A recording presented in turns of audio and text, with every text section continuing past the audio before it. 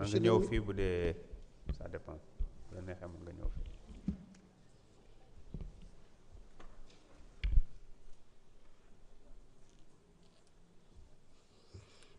Je vous remercie, Monsieur le Président. Monsieur le Président, Mesdames, Messieurs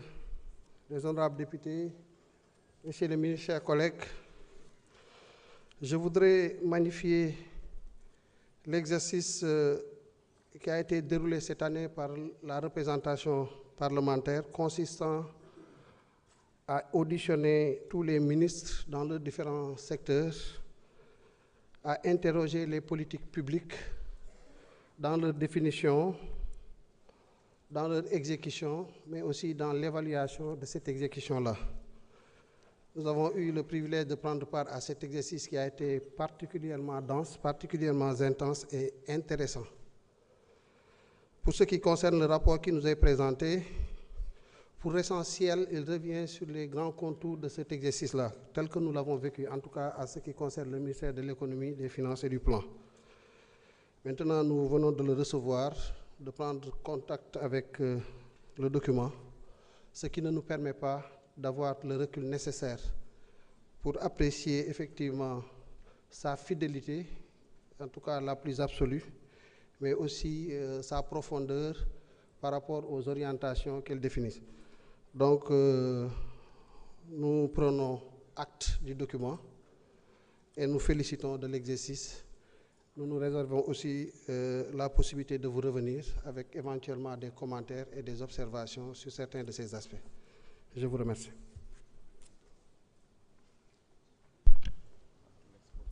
Merci beaucoup. Vous pouvez procéder aussi à l'exposé ou la présentation.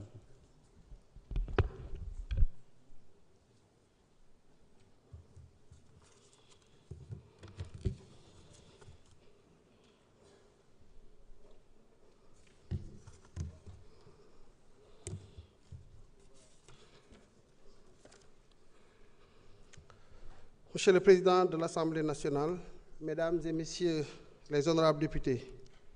Monsieur le ministre de la Communication, des Relations avec les institutions, porte-parole du gouvernement, Mesdames et Messieurs, il me revient une fois de plus l'honneur et le privilège d'être devant cette auguste Assemblée pour vous présenter le document de programmation budgétaire et économique pluriannuelle, communément appelé DPBEP, sur la période 2027-2029,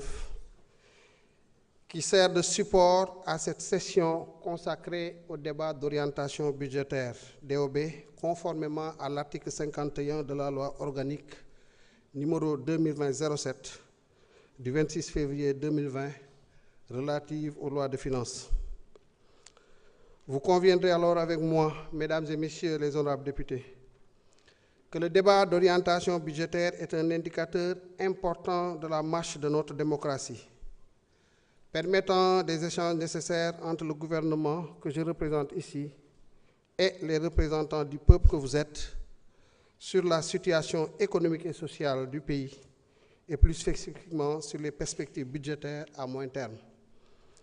Ainsi, le document de programmation budgétaire et économique pluriannuelle s'inscrit dans la mise en œuvre de la vision de Monsieur le Président de la République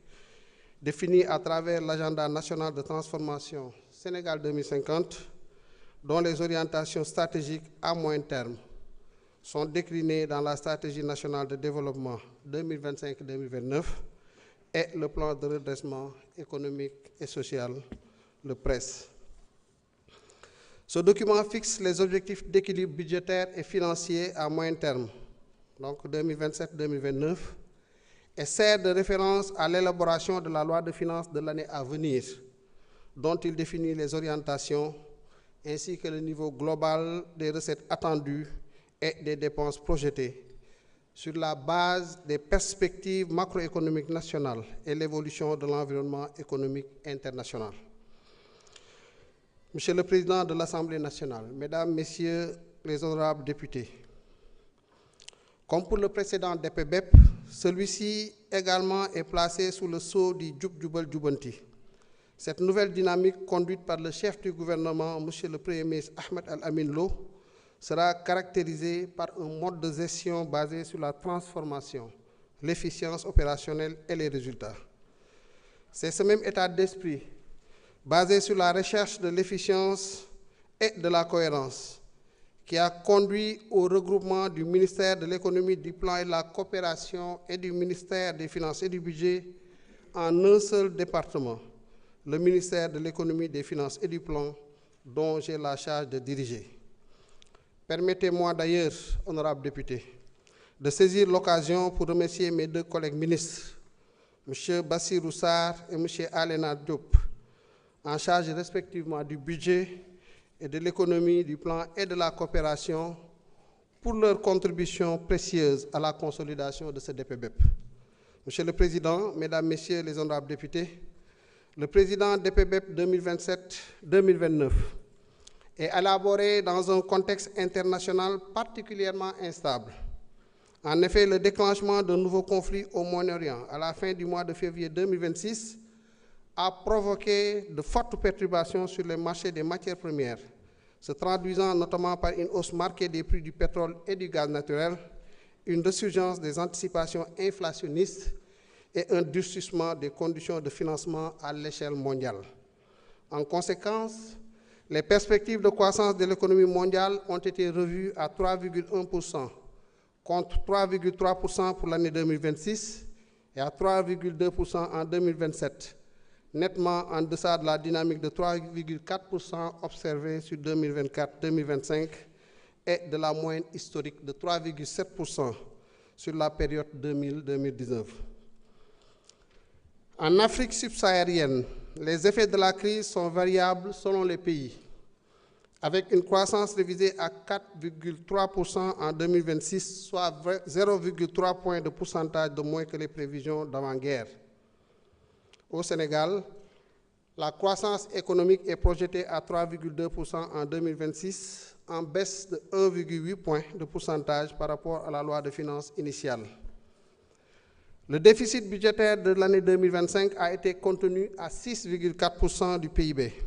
nettement en deçà de la cible de 7,8% fixée dans la loi de finances rectificative. Il devrait s'améliorer en 2026 malgré la crise, confirmant la crédibilité de l'effort de consolidation engagé. Pour autant, notre pays a démontré une réelle capacité d'absorption du choc grâce à des mesures d'ajustement budgétaire engagées par le gouvernement qui allient maîtrise du besoin de financement, protection des groupes vulnérables, maintien des investissements dans les secteurs sociaux et les domaines porteurs de croissance et poursuite de la mise en œuvre du plan de redressement économique et social en vue d'améliorer la mobilisation des recettes fiscales et non fiscales.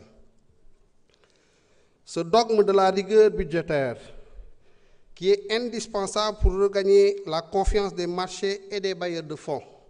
sera maintenu afin de permettre au Sénégal de renouer avec sa performance d'antan et de relever les nombreux défis liés à l'investissement, aux enjeux sociaux, économiques et environnementaux. Monsieur le Président, Mesdames et Messieurs les honorables députés, l'atteinte de la souveraineté économique prônée à l'horizon 2050 doit nécessairement passer par une forte politique de mobilisation des ressources domestiques. À ce titre, la fiscalité figure au premier rang de la stratégie avec l'adoption d'une politique innovante et équitable en la matière, combinée à la prise de mesures d'administration fiscale efficaces et efficientes. Il s'agit d'une part de procéder à l'exploration rapide et efficace de potentielles niches fiscales et non fiscales en souffrance pour générer des ressources supplémentaires susceptibles de soutenir l'action publique, mais aussi le renforcement des recettes minières et pétrolières sera également un point fort avec la révision des conventions entamées par le gouvernement. D'autre part, la réadaptation et la modernisation de l'administration, ainsi que les réformes en cours du Code général des impôts et du Code des douanes, l'amélioration du climat des affaires, la digitalisation des procédures constituent des jalons importants pour la mobilisation des ressources nécessaires au financement du développement et à l'autonomisation des pôles territoriaux. De cet exercice, il est attendu, entre autres, une meilleure taxation des activités de l'environnement numérique mondial une réduction des dépenses fiscales inefficaces et un renforcement de l'équité et de la solidarité fiscale. À terme, avec le nouveau dispositif fiscal et douanier, l'État pourra disposer de nouvelles marges budgétaires pour faire face aux exigences actuelles, tout en instaurant un système adapté,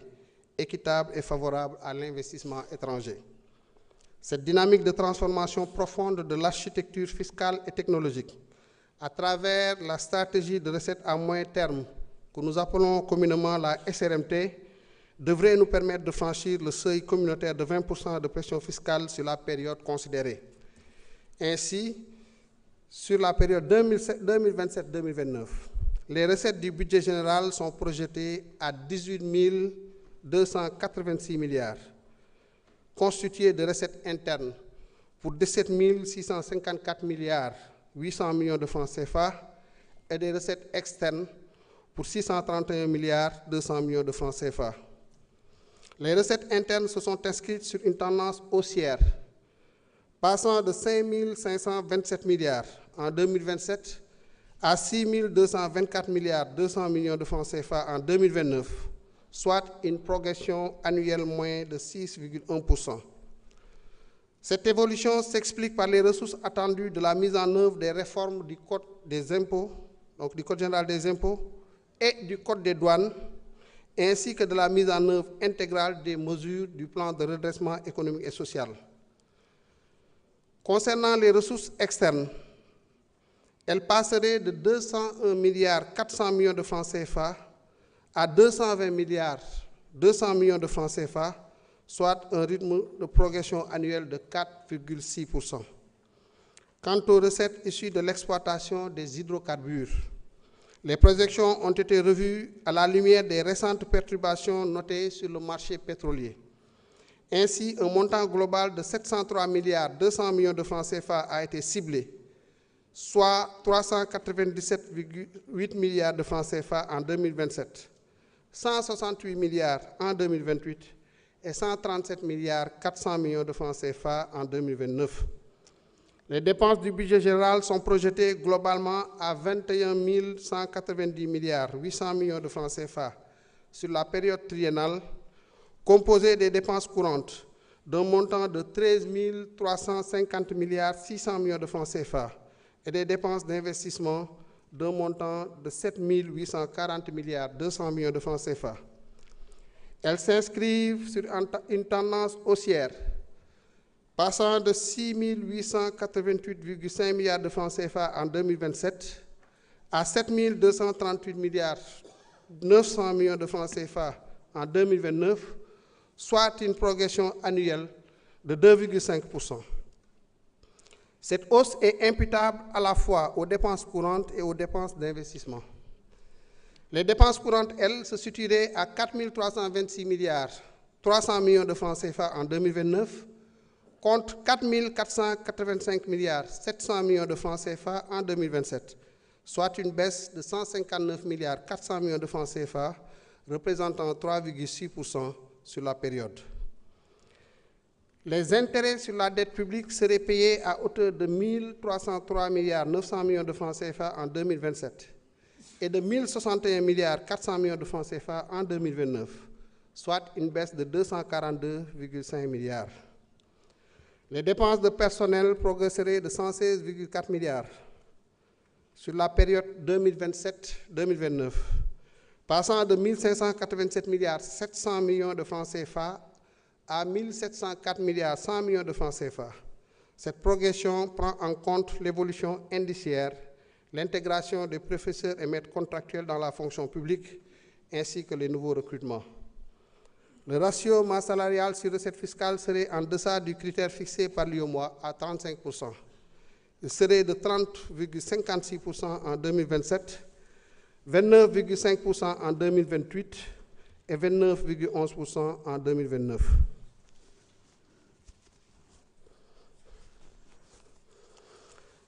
Les acquisitions de biens et services baisseraient sur la période de 8 milliards de francs CFA au moins, du fait des efforts de rationalisation des dépenses de fonctionnement de l'administration centrale. Les transferts courants, y compris les subventions à différents secteurs, ainsi que les transferts aux ménages, passeraient de 1220 milliards 300 millions de francs CFA en 2027 à 1195 milliards de francs CFA en 2029, soit une baisse de 25 milliards 300 millions de francs CFA grâce aux efforts de rationalisation des subventions et des transferts au profit des entités du secteur parapublic. S'agissant des dépenses d'investissement, elles passeraient de 2402 milliards 800 millions de francs CFA en 2027 à 2912 milliards 600 millions de francs CFA en 2029, soit une hausse de 509 milliards 700 millions de francs CFA. Cette évolution est portée à la fois par les dépenses d'investissement sur ressources internes, environ 460 milliards, plus exactement 460 milliards 400 millions de francs CFA, et celles financées sur les ressources externes, 49 milliards 300 millions de francs CFA. La hausse des dépenses d'investissement est consécutive à une orientation des ressources vers le projet à fort impact économique et social et par la rationalisation des projets peu efficients.